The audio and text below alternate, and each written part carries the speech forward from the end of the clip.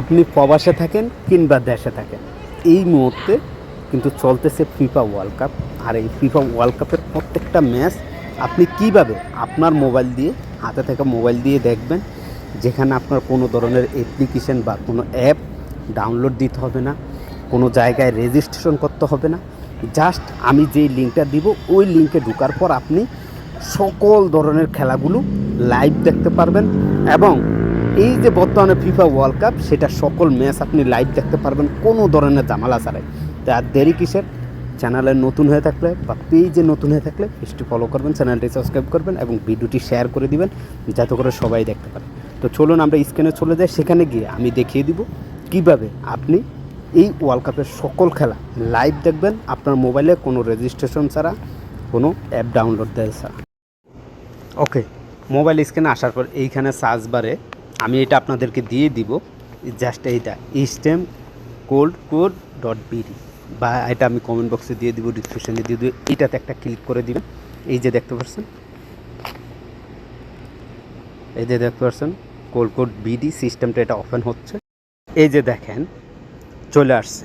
দেখেন আপনি কি দেখবেন, এইখানে প্রত্যেকটা দেশের টিভি চ্যানেল আছে।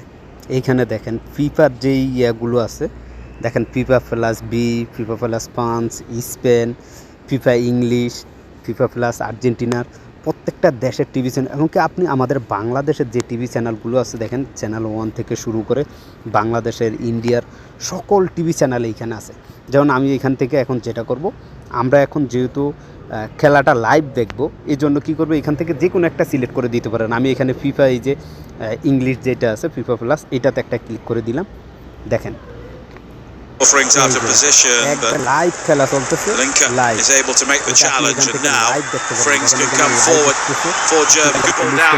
দেখেন।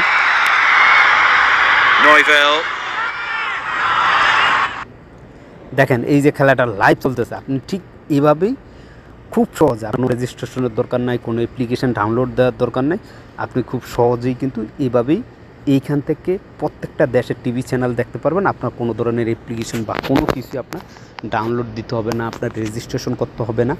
জাস্ট এইখান থেকে আমি যদি দেখেন ফ্রান্সের যেটা আছে ফিফা প্লাস বি, আমি এটাতে ক্লিক করলাম। দেখেন একেবারে লাইভ প্রত্যেকটা দেশের টিভি চ্যানেল আপনি এখান থেকে দেখতে পারবেন।